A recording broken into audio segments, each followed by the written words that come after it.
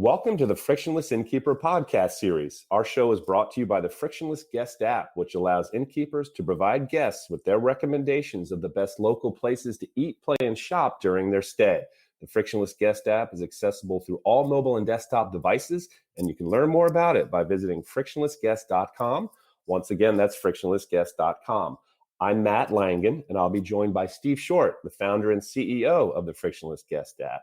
And today we're speaking once again with Rob Fulton, CEO of the Association of Independent Hospitality Professionals, otherwise known as AIHP. As many of our listeners know, AIHP is a nonprofit that represents, supports, educates, and advocates for independent hospitality professionals and innkeepers to enhance their personal satisfaction and business success.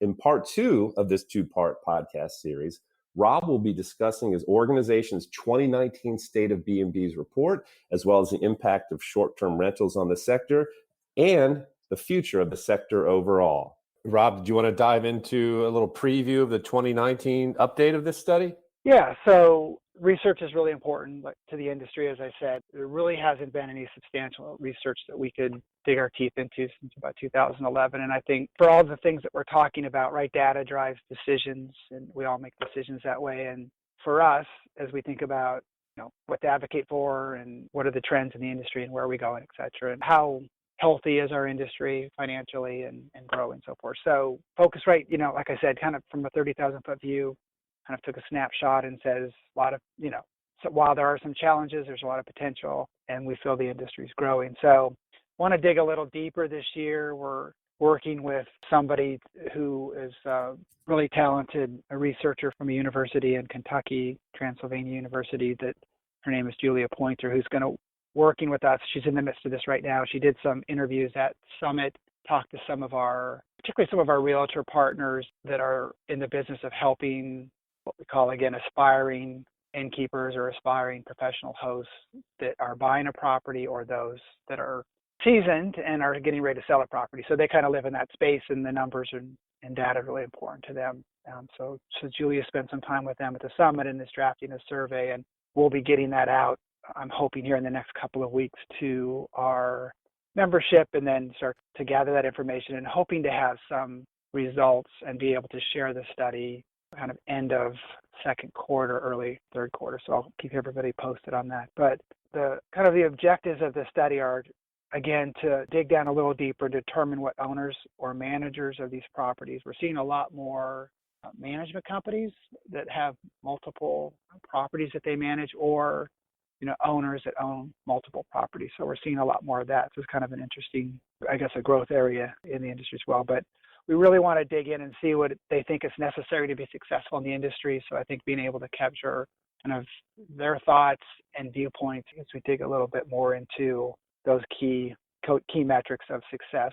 The other, and I think probably the bulk of the survey, and I think what is really the important information, is gathering information related to, kind of everyday operations for these properties, looking at their marketing efforts, kind of the human resources. So for those that have staff, what does that staff look like? Are they offering benefits, pay there, and, digging into where we can to the financial data of the property. And I think that one of the most requests that we get, and where I think one of the reasons we wanted to do this survey, is there's a real need to have our members be able to compare themselves to other peers that might be in their whether it's same geographical area or a similar, property type. And in the association business in particular, these benchmarking surveys are really important to make some business decisions and get a feel for, so Focusrite says we're growing, and, they laid out some of the challenges and the opportunities, but now get a chance to really dig in and say, so does our members, supporting that? Are they feeling different? What are those financial numbers looking like? The average daily rate and occupancy levels and those type of things. So we're looking forward to doing that. I think I mentioned kind of earlier in these comments about the, aspiring purchasing a property, or, those that have been in the industry for a while, seasoned ones, selling a property. And this data is really important to our partners that are involved in that. So looking forward to helping them with that. So the data will really be 2018. So we'll go back and look at this most current fiscal year. And then, what are some anticipated changes for 2019? So really looking forward to having this we'll make it available to the membership and to the industry when it's available. And we'll plan to do, some things like this each year. So we kind of I think it's important to have some current numbers for some of these conversations and decisions. And like I said, I hope that we have that early July-ish so that we can get that out to the industry. Excellent. Awesome. Steve, Yeah. I was going to kick it over to you. Anything else to add? No, I think not in terms of the study, the prior study or the upcoming study. I think it's pretty well covered. All right, perfect. Well, I know we covered off on some of the new channels, like Airbnb and OTAs, but should we dive in a little bit more about AIHP's role in this? Did you all want to expand a little bit further on that? We've kind of jumped around a bit, which is certainly not a bad thing. Yeah, maybe just a couple other points on that, Matt. I know, like you said, we dove into some of this. I don't want to beat the horse to death necessarily on the topic, but as we know, we could spend lots of time on it. I guess I would just reiterate again that, I think there are opportunities. We tend to mention Airbnb, but there are other short-term rental platforms, HomeAway / VRBO and some others out there. And it's an opportunity. And our position has been in, AIHP that we want to advocate. So properties who are on these platforms, we want to make sure that they're regulated, they're paying the appropriate taxes. They should be really held to the same standards and regulations as any professional run property, whether it's a bed and breakfast, an inn, a cabin, a lodge, whatever the case may be. So with all of these entities or these companies, that's really been our focus, is to work on a relationship, educate about our membership, and talk to them about where, our industry fits into their marketing channel. But, advocating for this fair and level playing field. And I just don't want that point to get lost because, and I've had this conversation with our membership and talked to them about it, that, again, our role, we believe, is to be at the table. So sometimes you're sitting at the table with those you don't necessarily agree with, but better to have that conversation and have them in the tent, so to speak, that we think then to, like I said, to kind of stand outside and maybe just be upset about it. So it comes with its challenges, but we found that most are open to, what we're trying to advocate for and are open to creating some sort of change that we think is positive for the industry. Excellent. Steve, anything else there? Yeah, and I think there's also, like with, OTAs, for example, and online bookings, there are opportunities, I guess. I mean, there are challenges trying to get out there, and obviously you'd rather have people booking directly and not have to pay the fees. But I think maybe you can talk a little bit about the opportunities, because I certainly am not the expert. But if an inn wants to, use OTAs, and I mean, there are ways that they could probably end up with more bookings because of that, as opposed to not using them, fee or no fee, right? Right. You mentioned Book Direct, so that's, in a perfect world, that's the choice. And you'll see us talking more about Book Direct, doing some Booking Direct campaigns. We're partnering with some other associations and some of our ally partners to move this forward. And for the industry, in fact, we have a website, bookdirect.education, which is really, it's not really a consumer website. It's really more for the industry to help, to give them some resources and some tools to help educate their guests about Booking Direct. So some properties are doing that already, but we'd like to see more of our properties having a conversation, where they can, or doing something creative at their property where there's an educational effort underway with the consumer to say why Booking Direct is beneficial to them versus going through a third-party channel. And I have this conversation with my family all the time, because they think that they're Booking Direct, or they think they're going to the website, and there's some deception and some challenges on some of these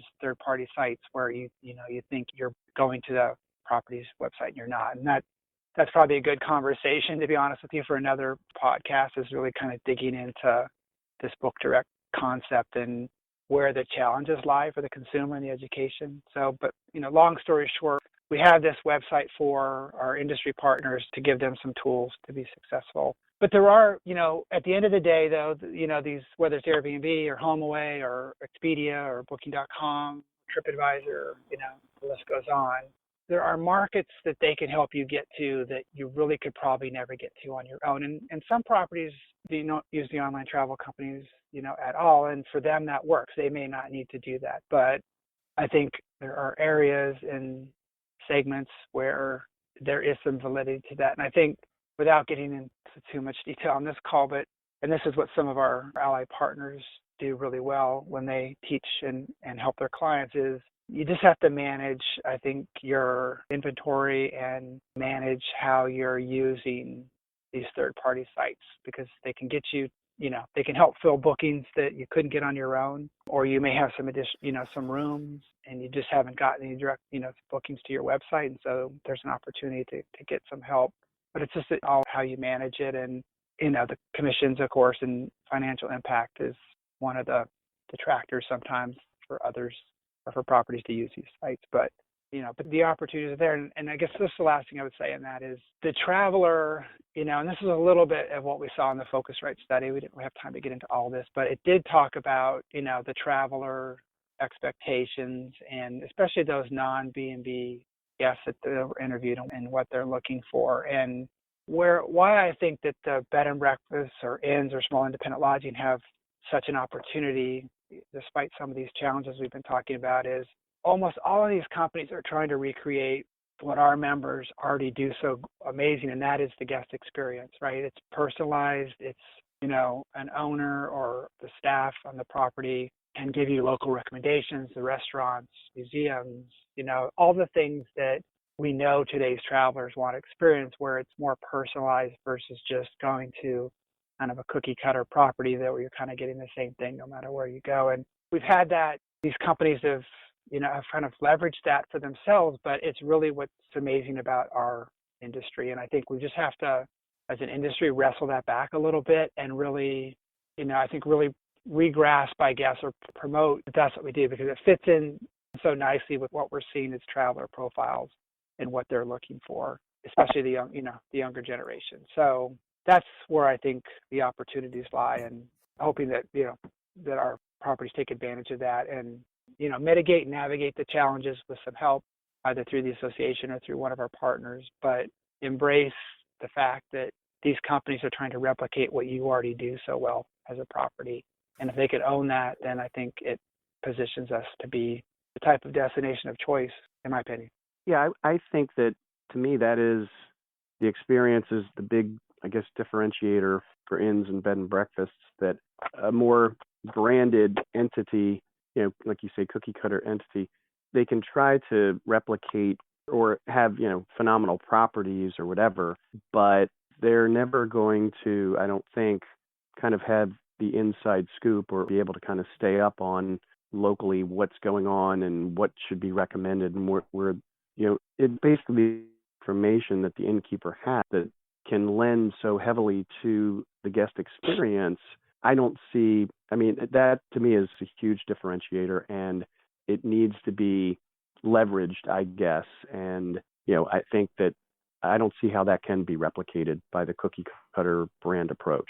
But anyway, that's kind of my perspective on that. Yeah, no, I think where it hurts us, or where the challenges are, is, a lot of these, certainly the third-party sites and some of these larger properties that we see trying to do this. I've seen several, hotel chains at a couple of sessions last year where some of these larger branded properties were talking about how to have a more independent brand than what they currently have, because they recognize that this is what the traveler wants. And so they've got to speed on the resources. That's our challenge, right? They can, and just going back to the Book Direct, you see some of these Book Direct ads on, I think I just saw one from Hilton, and, different branded properties are doing these Book Direct campaigns. So we don't have the money for that as an industry. That's where we're challenged, but we do own the experience. And I think we're trying to find ways to just, kind of plant our flag on that experience concept more. This is just my opinion, but, because that's what everybody's saying they wanted. When I see these ads, or, I hear these companies talking about, they're trying to create these unique experiences, and that's what our industry owns. I think we own the experience, but the challenge for us is we have to brand and market that experience with a limited budget. And so that's where I think the competition lies. But that's, to me, the good news in all of the, in the Focusrite study and the other stuff is we own what the traveler really wants right now. And just a question of making sure that we can, communicate that with the guests. That's what I'm trying to say. Yeah, make sure the guests are aware of the fact that if you want genuine experiences, you're not going to get anything better than at a bed and breakfast or an independent inn. exactly. Yeah. Yeah, and not to I don't want to get back into Airbnb, but I think that maybe the understanding or the perception of that with a true bed and breakfast, a true inn run by an independent innkeeper, maybe that's some of probably younger people don't necessarily differentiate the two between staying at an Airbnb place versus a true bed and breakfast. Right. Maybe that's part of the challenge is perception and communication of that. So. Yeah. I was just with my family. One last little story. I just was at a wedding this past weekend with my family, and it was out of state, actually down in Georgia. And I just had this conversation because, some of my family had been on a recent trip and stayed at an Airbnb, and some people kind of think it's the same thing. So, it just tells me that we have our work cut out for us to continue to brand what a professionally run independent property is. But I also think there's a role for us to help professional hosts that are not bed and breakfast or inns or other, kind of professionally run unique properties, but they're professional hosts that want to do a good job. And we had several at the summit that came to the summit this year that don't identify themselves as a bed and breakfast or an inn, but were there because they want to know how to be a better professional host, how to market their property better, how to create a better guest experience, how to take advantage of technology, and the things we talked about at the start. And so there is a role for us, I think, in not only supporting bed and breakfast and inns and that segment of our industry, but also other types of unique lodging and also professional hosts that we can help them be better, and we can also help them understand the things they need to do in their local communities in terms of, lodging tax, or if there's regulations that are required to host a guest and those kind of things. So I think that's probably where some of the real growth lies, is expanding what our core membership does so well, helping to help that, with other types of folks that will then, be doing and be successful the way it would make sense. And so you kind of see that's kind of the long term. I think think about where we're going in the future. I guess that'd be one thing I would say is, taking advantage of the knowledge and expertise of those in our industry to help others, be the same and be as successful as our members are. And I think that's where a lot of the growth lies, is taking what we know and transferring it out to others. Mm-hmm. Okay, good. Steve, should we jump on to the last couple of questions here and wrap it up? Yep, that sounds good, Matt. Go All right. And Robin, I think you covered off on a lot of this kind of throughout the podcast, but would just love to hear kind of a quick synopsis of your perspective on the future of the industry overall. Yeah. So just taking off on what I just said, I think there's going to be a real opportunity to grow small independent lodging in a way that will, I think, really expand our footprint, and I think in a healthy way, because like I said, we'll be able to take the expertise in those that are so good at what they do and allow them to be mentors to other, what I'll just call professional hosts or other, property types that want to be. So I think we'll see a lot more, growth in that way. One of the things that was in the Focusrite study is too, and I think it's just, in terms of growth for the properties, is really leveraging the local experience to drive other types of revenue. I think one of the reasons that it showed, that the Focusrite study showed some significant growth or continued growth in our industry going forward, is not necessarily just because of growing overnight room revenue or, that lodging revenue, but more and more properties finding other types of, non-lodging revenue to help their business grow. And I think that is contributing to this idea that the industry could get to itself collectively at, $5 billion or so, by next year in 2020. So there always have been traditional properties that, some have restaurants and some are traditional wedding venues or other types of, events. But, and I've had this through some personal experience, from friends and family I know as well, but there are more and more travelers that want to do a small wedding or do an elopement or do a renewal or, do a corporate retreat or a team building, so where you might not have seen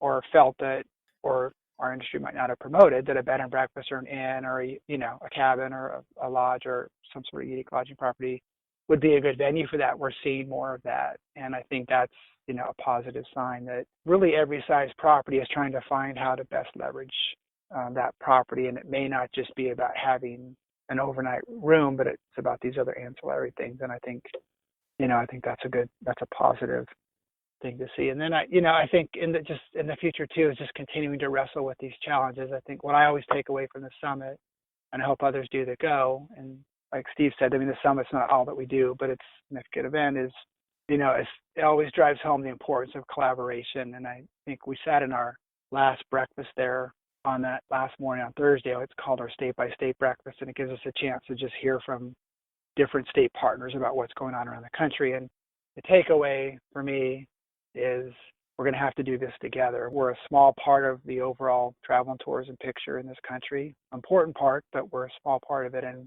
we're going to have to really ramp up our voice. And I do see us doing more of that going forward in the future. I think that's been missing in the past, which is kind of what's gotten us into some of the challenges we're in, because we haven't been as vocal and as visible as we should be.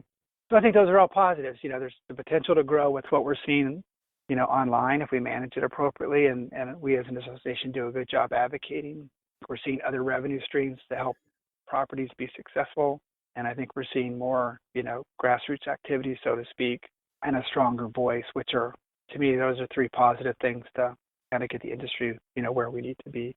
That's great. Rob, I know we've covered off on a lot of stuff on this podcast series here. Anything else to add before we sign off?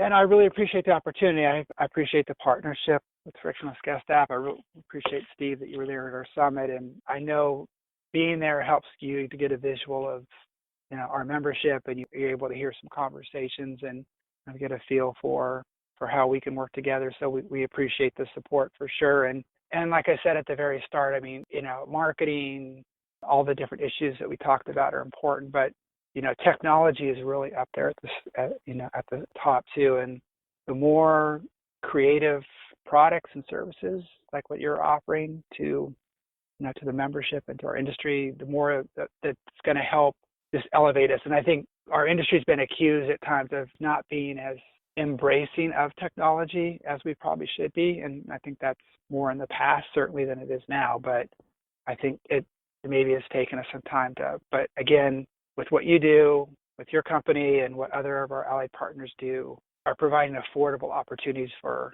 these properties, to kind of move into the future, to, again, it's about the guest experience. So it's tools that give them a good experience and help make that easier for you to contribute. So thanks for that, and looking forward to a good rest of the year this year. And we've got lots of, conversations and work to be had that look forward to. And I'm looking forward to having the study done here in the next couple of months and kind of working our way, to Albuquerque and, moving on. So appreciate the partnership.